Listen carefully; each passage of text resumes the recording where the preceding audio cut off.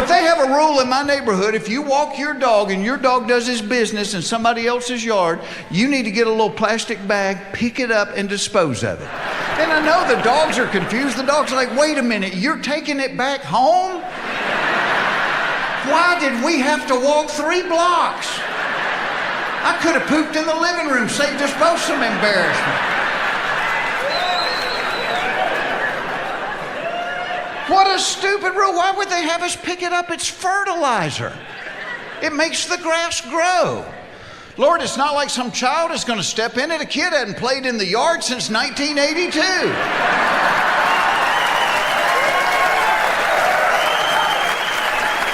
You know what's sad? We have an entire generation that has no idea how to get dog poop off the bottom of their shoe. But when I was growing up, we played in the yard every day, and every day somebody stepped in dog poop. And when it was your turn, you knew what to do about it. You would hobble over to the curb and scrape the biggest part off on the edge of the curb. Then you would find a puddle, and you would swirl the bottom of your shoe around in the puddle. Then limp over to the grass and do the brush stroke back and forth. Then you would find a little bitty piece of stick, and you would sit down on the curb and you would pick it out of the zigzag pattern on the bottom. Then you wore those shoes to church the next day. And nobody in that church knew you'd stepped in dog poop. See, when it comes to technology, my wife and I laugh about this because we're in our mid-50s, and my wife says we are the bologna in the technology bologna sandwich. We're right in the middle because our parents can't text and our children can't write. My kids don't even think you need to study. They're like, Dad, if you want to know something, you just Google it. And to a point, they're right. I mean, when I was growing up, if you were watching TV and somebody said, what was that guy in? You'd go, well, he looks familiar. That was it. Now you're watching TV, somebody goes, what was that guy in? Somebody goes, he was the janitor on Joey. Of course he was. But I try to tell my kids, I said, yeah, there's a lot of stuff you can learn from Google. I said, but there's just as much stuff you can't learn from Google. You only learn it from life experience. You'll usually learn most of it the hard way. It's stuff that's not Googleable. I don't know if that's a word. But I call them the facts of life. It's stuff you can't Google. Like this, fact of life. If you are trying to get to the bathroom in an emergency situation, it is not a wise idea to unbutton your pants in transit trying to save a couple of seconds. Because the muscles that guard the floodgates will interpret the unbuttoning as the signal to abandon their post.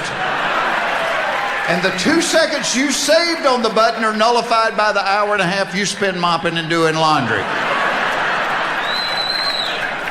You only learn that the hard way. Fact of life. If you are going to see a scary movie at the movie theater, it will be much more entertaining if you can find a seat directly behind a group of black women.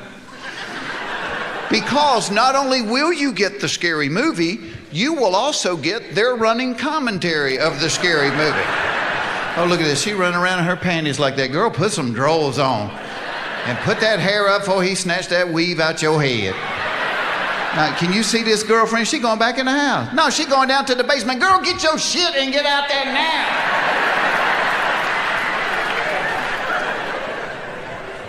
Fact of life, women always have more questions than men have answers to. Great example of this. 6, 7 months ago, I get a text one day. The text says, please pray for Tom. He was in a bad wreck. I walk into the kitchen where my wife is. I said, hey, I just got a text that said, please pray for Tom. He was in a bad wreck. She said, was he driving? I said, I don't know. I just got a text that said, please pray for Tom. He was in a bad wreck.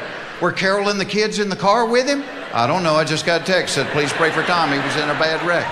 Were the people in the other car hurt? I don't know. I just got a text that said, please pray for Tom. He was in a bad wreck. What hospital did they take him to? I don't know. I just got a text that said, please pray for Tom. He was in a bad wreck. She said, well, you don't know anything. What do you know? I know you need to pray for Tom. I just got a text that said he was in a bad wreck.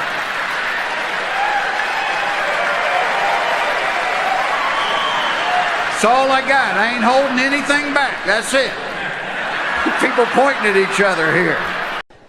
If your wife hints she might be in the mood, your kids will sense it and won't go to bed for 3 years.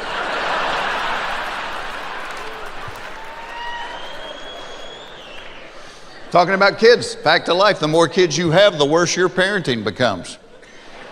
People that only have one child are making homemade baby food out of organic vegetables they're growing in their own backyard. Yeah, by the time that 4th child rolls around, you're smoking a cigarette while you watch your toddler pull a year-old milk dud out from under the stove and eat it. Pick the cat hair off of it before you put it in your mouth. Come on.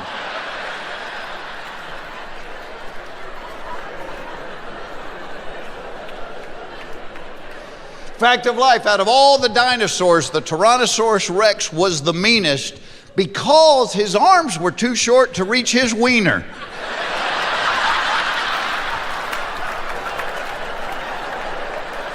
That is a medically proven fact. That will make you angry. And you'll never watch Jurassic Park the same way again. Fact of life, if you're driving down the interstate and you come up behind that old pickup truck that has like 13 wooden pallets stacked in the back and they're held together by like 2 ratty bungee cords, we all say the same prayer. Dear God, do not let those bungee cords break until I get around this guy. What happens to them, we don't really worry about, but I need to get around him. Fact of life, when your kids go off to college, you need to be concerned about the excessive drinking, the wild sex, the sleeping till noon, and you need to worry your kids might be doing the same thing.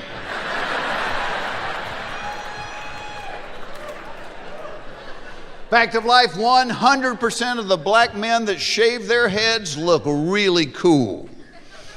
50% of the white guys that shave their heads look like they just murdered their parents. And you're thinking of somebody right now, aren't you?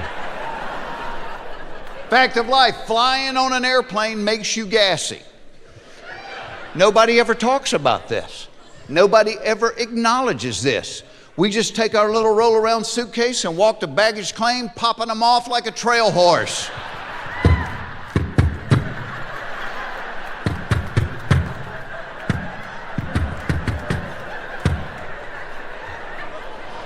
Okay, let me tell you what makes me feel better. When I write this stuff, I don't know if it's just me or not. But when you laugh like that and start punching each other, I know there's others in the club. And I think that's why TSA is always in such a bad mood, by the way.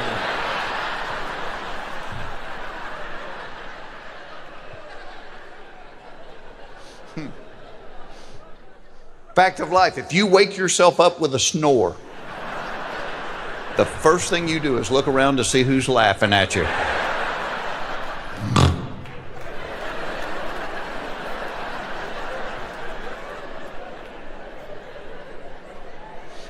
Fact of life, when your wife or girlfriend gets tipsy, there is a very fine line between her talking dirty to you and sleeping like a hibernating bear. And by fine line, I mean about half a sip. You wait till we get home tonight, mister. I'm gonna tear you up.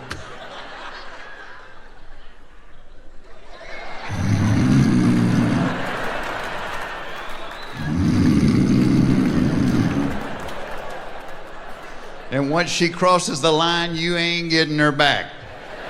It's like the paramedics putting the paddle on a body with no head. You're wasting your time. Baby, wake up for like 1 minute. 1 minute, please. You know, here's the weird thing with kids.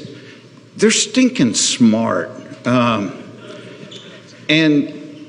it was real funny. Like, my life led me doing things that I never envisioned me doing. For decades, I worked with kids with cancer.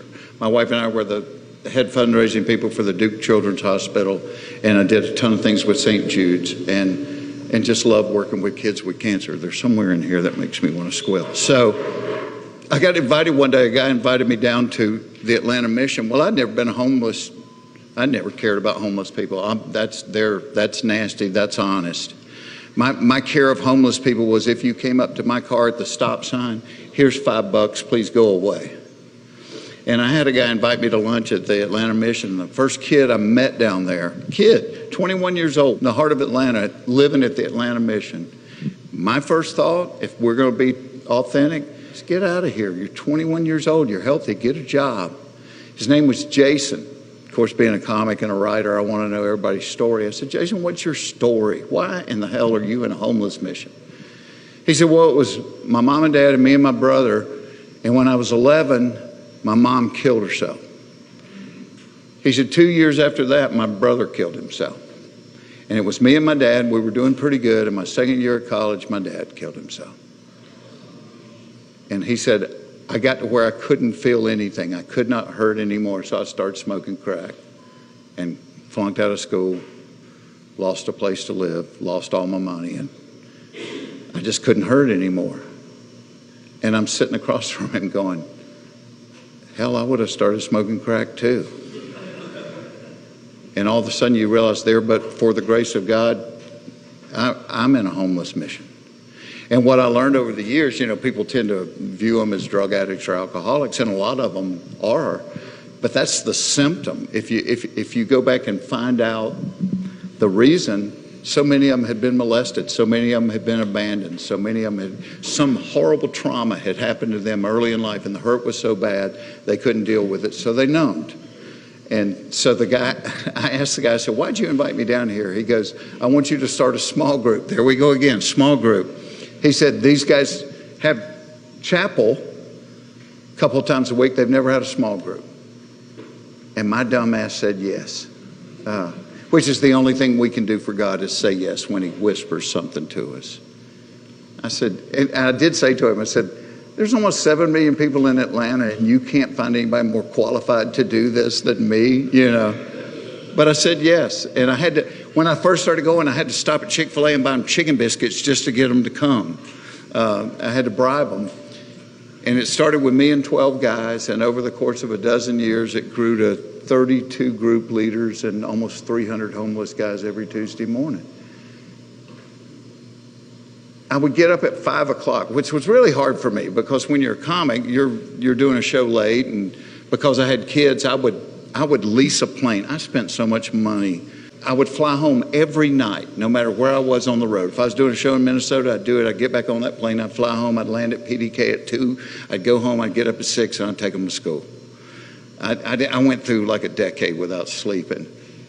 But when I would do the missions on Tuesday morning, I had to get up at 5 because I had to be at Chick-fil-A at 6:30 and wait for them to unlock the door in order to be downtown by 7. And I did it forever. And one of my daughters told me not long ago, I never said anything to the kids about it. She said, Dad, do you know what one of the pillars of my faith is? Is how, without saying anything about it, and I know you were dead tired and you got up at 5 o'clock and you would go get those biscuits and you would go down there and do Bible study with those guys. And she said, I just used to think, if there's something that good that you felt that need to share it, that I need to delve into it deeper. So that just became one of the... So it's not just what you say. It's because if what you're saying is not what you're doing, it's hollow. It's what you do. You have to be a guy that lives it out. So I'm a bow hunter. I'm a big outdoor guy. I bow hunt. I like to fish. I look for arrowheads all over the country. I love being outdoors. So I'm on a bow hunt in the Northwest Territories of Canada, 30 miles south of the Arctic Circle. And anybody that says we're running out of places for people to live has never been up there, because it's like the moon. There's nothing. I mean, we were staying in this little, we got dropped off by a float plane, and we were staying in this little lean-to down by a lake, but to hunt these caribou, they lived up above the sheep. I didn't know that. I thought caribou, I've seen them on TV. They go in herds of thousands and you just hide behind a rock and shoot one. Hell no, they're up there above the sheep. And I'm like asking the guide, where are we going to go? He goes, well, see the top of that mountain? And I'm like, oh no, really? He goes, no, the mountain past that. That's where we're going. So you just walk your butt off.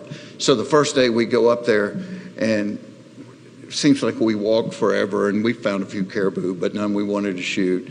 So we stay out there glassing all day, and at night we're walking back. And I mean, we probably walked 10 or 12 miles. You know, you got these backpacks on, you're carrying your bow, and you're dead tired.